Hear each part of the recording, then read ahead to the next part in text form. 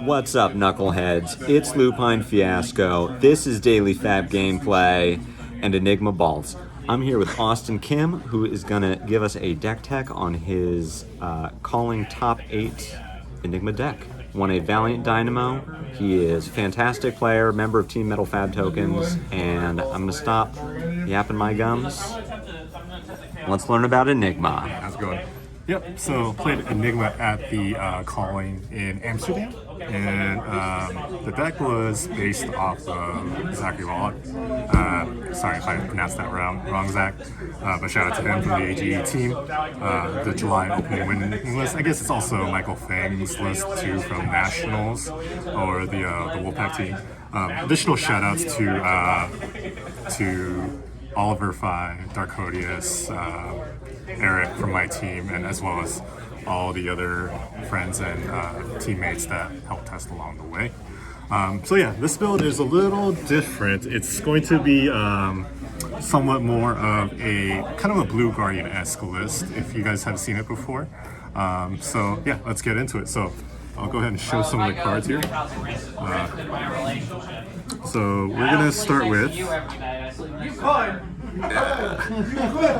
the first part will be the reason why you play Enigma, which is the main ores. We got Miraging, we got Waxing Spectre, Restless Coalescence, Rage Spectre, and then the Transcend cards for the cheese. Most Enigma decks will play these. You can't really play it without them. And so for the cheese, I played 7 of them here. The only 2 that we don't play is the +1 and the Go Again ones. They're a little difficult to transcend with, so these are the 7 that I went with. And honestly, you can't really play Enigma without these cards. Big thing that is different from some other Enigma lists is we don't play Spectral Manifestations. So Restless Coalescence is a little bit worse, but it's still going to be usable in multiple ways. You will find ways to get 1/1 counters off of it. Sometimes you want to take it off of stuff like Waxing Spectre, Mirror Guy, and it'll still be effective. Next part will be for the big attacks, and that was a big difference between Zach's list and mine. Was he was not playing Passover, he was playing the +1 and the Go Again. Passover I think is still good because you can still try to hopefully get a gacha with the Passover on against Zen. Maybe get something while they try to bonds, or when they play Preserve, you could get lucky. So not too bad. Next part, the reason why it's a little different from most Enigma lists is the amount of big attacks, as I like to call them. So these are the big attacks. The one big one that's different is going to be the red Enigma Chimera. And you can notice here that there's going to be no Metamorph. Chimera is relatively that Metamorph slot because we can pummel it off of a tunic. So it's kind of like what I was saying with Guardians, like we just CNC pummel with like these. This also fits the bill. When it comes to CNC and other stuff, as far as for disruption goes, these are the best 2 in the meta by far right now. And a good 3rd place would be Amnesia, which is in the sideboard, and I'll go over that in a sec. But these are definitely the 6 that you want to play in this current meta right now. Moving on, we got the D-Reacts. So we have Sink Below, Fate Foreseen, Hold Alive, pretty straightforward stuff. In my opinion, you can't play Enigma without these. You want to play a board, you want to set up with D-React and Arsenal, that way you can protect your board with 5 cards, and these are a good way to do them. They really need no explanation. I'm not a big fan of Hold the Line, but it is a Transcender, and it will find turns on against Art of War and stuff like that. Next one down the line here. In my opinion, this has been the biggest performer. I love this card. Dromai couldn't play it, Prison couldn't play it, but now we have an Illusionist that does. Fantastic card. Next one down the line. We have the Spectras. So the Spectras, I believe, really gives the identity of illusionist. It's a little bit different, of course. It's a little bit awkward at times. I've had questions regarding, hey, why are you playing these when you play stuff like Rage Spectre and then stuff like Essence of Ancestry and Vengeful. We'll go over those in a second here, but honestly, if these are sticking around and you're trying to get one of these effects in for if there's no auras in play, it's not a big deal because you're going to get a lot of value from these being alive. And this is really how you try to deck the games around that go very long and try to recover from behind situations. And then lastly, by design, we go over the bad blues, or the blue block 3s supposedly. So these are the only attack or blue block 3s that we have. And we board them out against new. That way they have absolutely terrible hero power ability against us. They can't send any attacks, and we just give them all this garbage here that really don't do anything, right? So they could play one of these, or they could play Miraging, but it's going to be something that is where they have to find a different avenue to win. So the reason why we play the deck, it's knowing that Zen is a bad matchup. I just felt that after some of the terms before Amsterdam, Zen stock was very high, but new stock was catching up slowly. So that was just enough copium to be able to play Enigma and try to attack all those assassin decks and the rest of the meta, as I feel it's a pretty good spread minus Zen. So that's the main deck, and then we'll go over sideboard here. Sideboard, this is where it gets a little spicy. So we got the 2 red pummels, similar to Zachary and Michael's lists. As I said, we're trying to CNC, and then we're trying to do the best combo in the game with 3 cards with Tunic. So there's that. Honestly, Zen is just such a tough matchup that Pummel is not even that effective sometimes because they'll block with Stride and just throw away the Tiger. So, but that being said, this comes in against most aggro matchups that want to keep a 5-card egg. So that would be specifically ninjas, mechs, brutes, and we also bring it in against Kano, just so that we can have a little extra oomph. Next in the line, in my opinion, my favorite card that comes out of the sideboard for the Zen matchup and for new is Dense Blue Mist. Dense Blue Mist has been pretty awesome. There's a lot of times where opponents would go send a dagger, and I would say no blocks, and then they would activate Vambrace, and then you go, okay, I'm gonna respond, play Dense Blue Mist. And usually the reaction to that is not too great for new opponents. So very, very good card. Daggers is definitely how news will slowly get into the game and try to fatigue you. Is usually how they will win, and some timely attacks and stuff like that. And next in line here is going to be Amnesia. Like I said, this is probably the 3rd best generic brutal assault type attack that's on the market right now. But honestly, it was very underperforming. Zen decks have kind of adapted to be able to play around this card. So it's not as effective. It does still cause some issues potentially, like crouching tigers get turned off and stuff like that. But in a nutshell, it's been very medium, but it's in this necessary evil. And then the last part is going to be 3 red unmovables. These have been great versus Azalea, versus New, versus just the big, go tall. It seems excessive, but honestly, it has been a solid amount to have 3, and I don't think I would change that very much. But we'll go into the equipment next. So for the main board equipment, we will talk about what we'll call the usual 5, and then what we will do to adapt to it. So the usual 5 would be these. This and then uphold. So Cosmo needs no real description.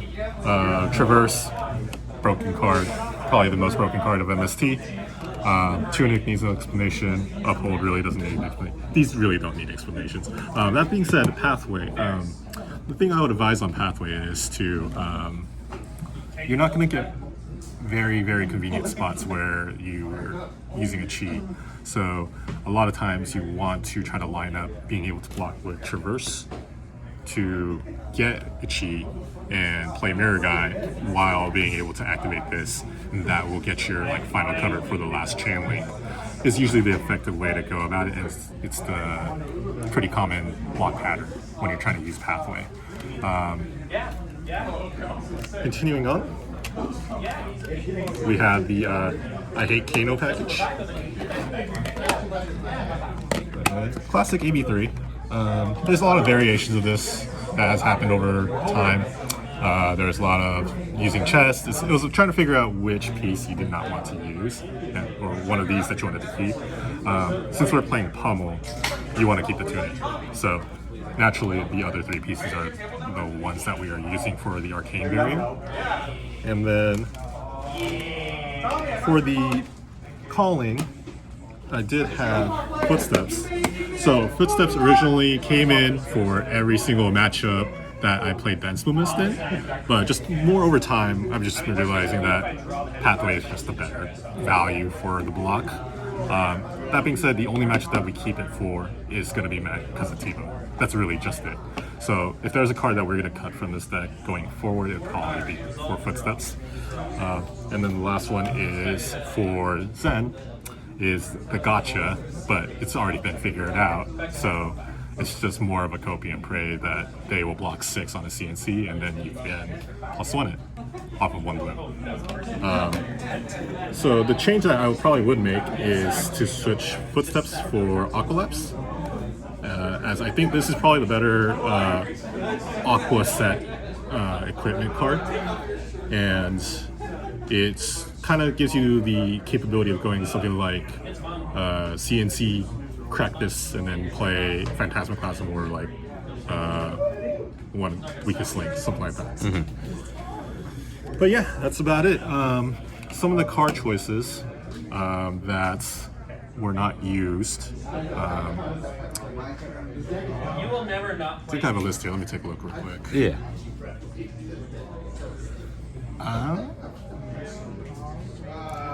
There was some questions that I had. So for Spectral Manifestations is the first one, Spec-Man.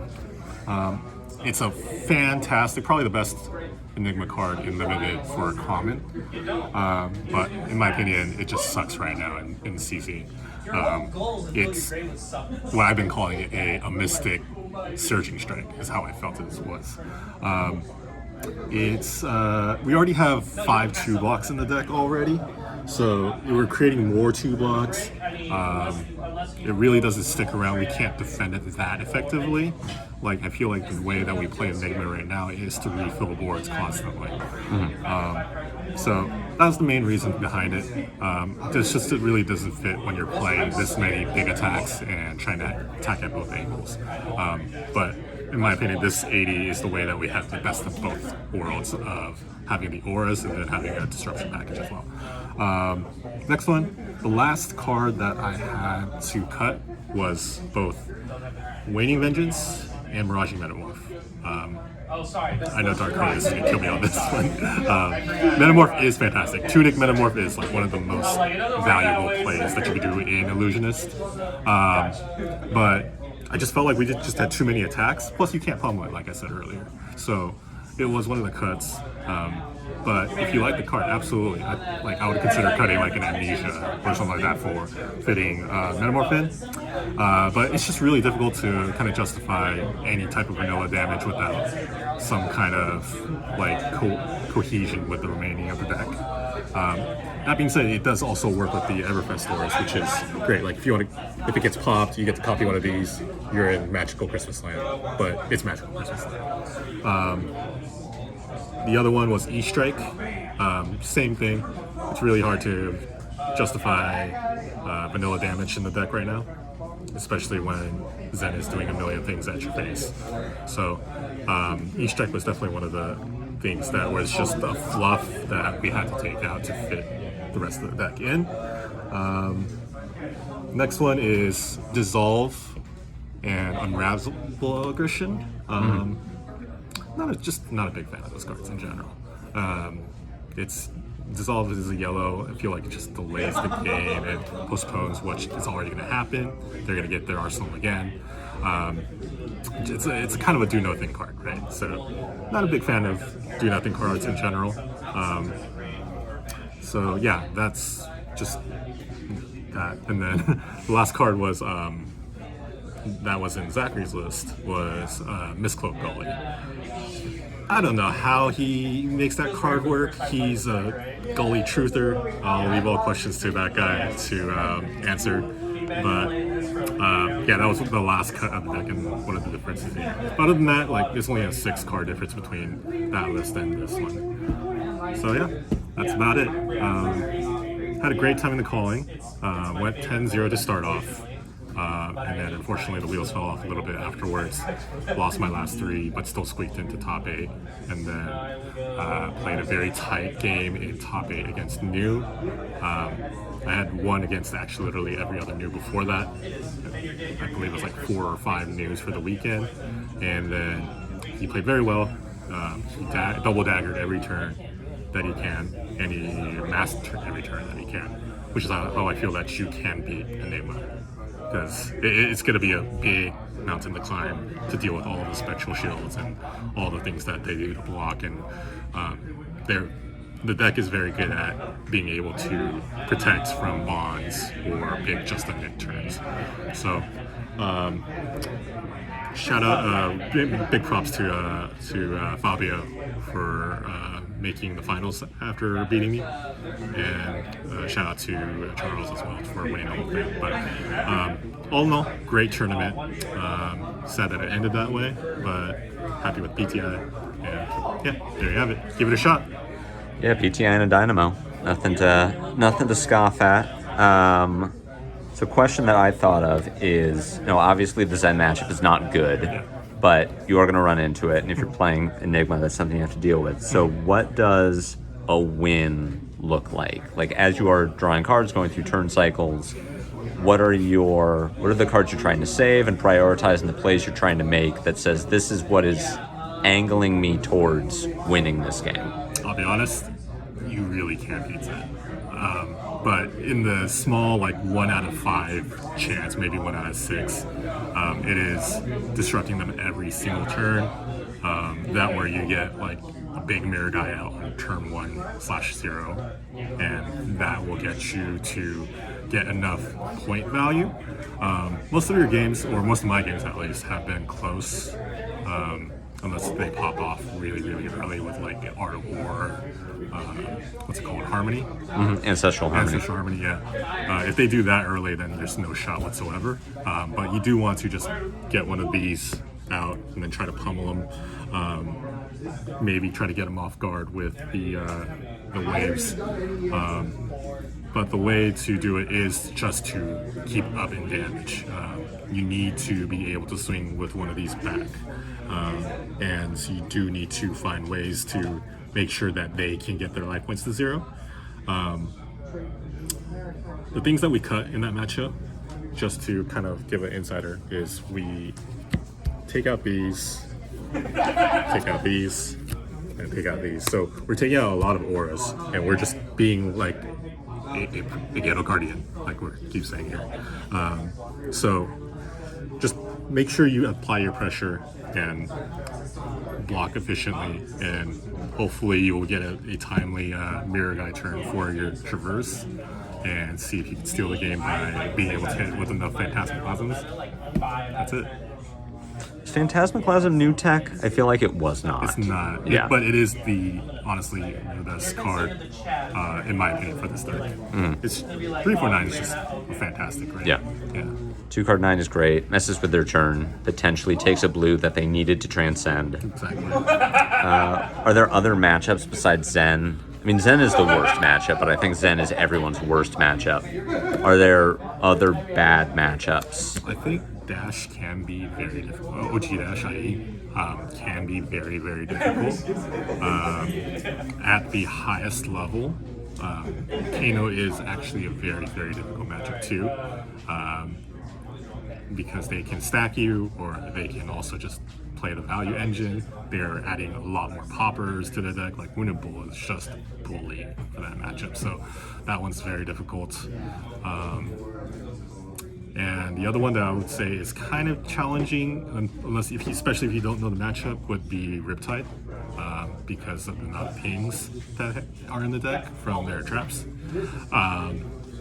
In Nationals, I played against a Riptide, and I believe I had about like 3 auras and a Miraging.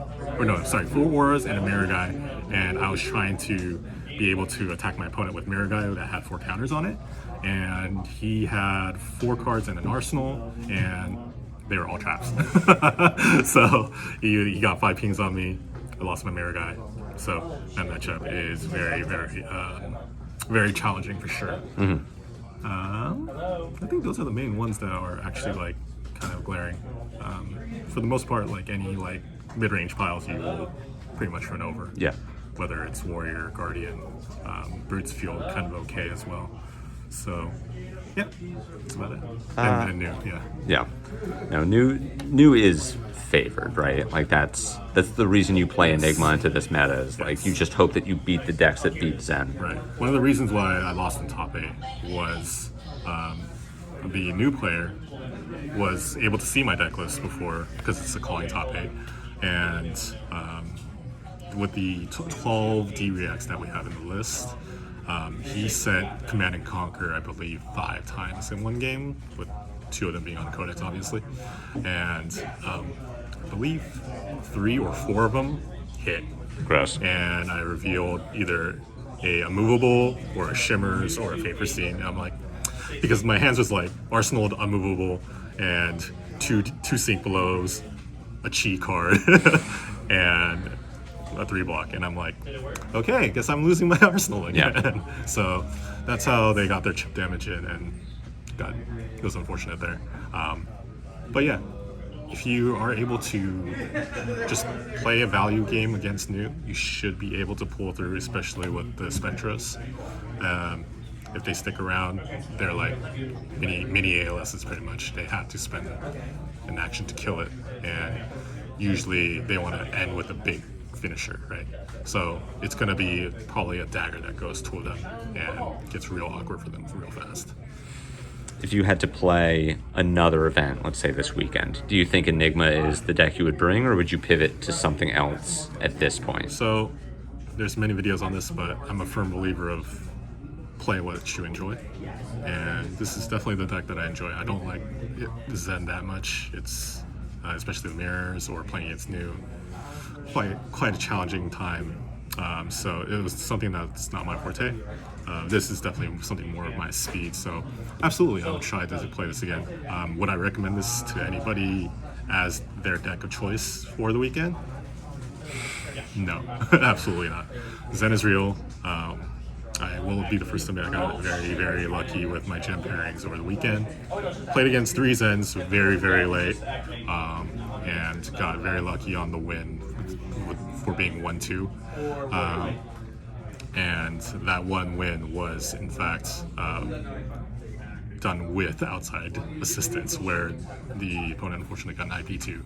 So it's going to take a lot of effort to beat Zen, so I would not recommend it at this very moment, until maybe there's a ban again for Zen.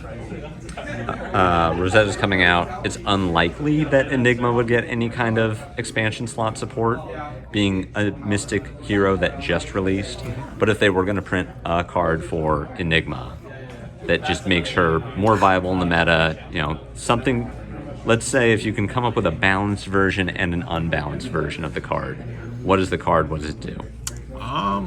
Balanced version of the card would probably be, I don't know, something similar to Coalescence. Maybe another instant speed aura that is a 0 cost possibly would be pretty cool. The broken version of that would be maybe some kind of card that kind of has like, so I'm an Icelander player formerly, so something that would have that finisher to squeak out that last 4 or 5 points of damage on your opponent's turn. Whether it's like sacrifice all your auras, deal 1 damage for each aura. That'd be kind of cool. Something like that kind of effect. That being said, out with the old, in with the new. Once Rosetta comes out, definitely looking to be joining that side. But until then, Enigma is awesome. So try it out. Hard to know. Last question. Hard to know going into a meta where we've seen basically 5% of the new set. But historically, knowing what Wizard does, Earth does, Lightning does, Runeblade does, how do you think Enigma will stack up to the Rosetta heroes? I think it's going to be pretty bad, honestly, because it's constant damage with arcane damage on side, and trying to cover both angles at the same time might be a little difficult, especially like Vincent's a buy because it's go stack high and arcane rune chance. Even if they do the unpreventable damage, you will have a good chance of fatiguing them.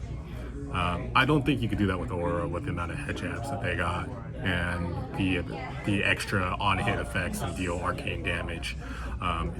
Your sideboarding is going to get worse because you have to add in an arcane barrier. So first impressions, I think probably good against Florian, but probably not as good versus Aurora. Against Wizard, the Verdance does like small pings, so that could be very, very difficult potentially. But Illusionist always has been historically known to be favored against the Wizards, especially like battle Wizards in general. So we'll see. Sometimes it goes this way, sometimes that way. Sometimes it might be like Kano versus Enigma, where Kano's favored. Can't really say for sure until we see more spoilers. All right. Well, thanks for talking to me. Thanks for laying all this out. I will try to persuade you to get this on Fabry and then send it to me so that people can sideboard. But other than that, sounds like this hero is dead in Rosetta anyway. So it should be already on some of the sub discords, but definitely put a link in the video. We'll get that in the video description for everyone who wants to give this a try. Free cyber guide and everything. Yeah. That's right. Just load it up into Talishar, let it rip. Well, thanks for talking with us. Good job on the calling. Top 8 is really impressive. Looking forward to more accomplishments from you and Rosetta, all of Team Metal Fab tokens. So thanks a lot for talking to me. And until the next time I see you, Enigma balls.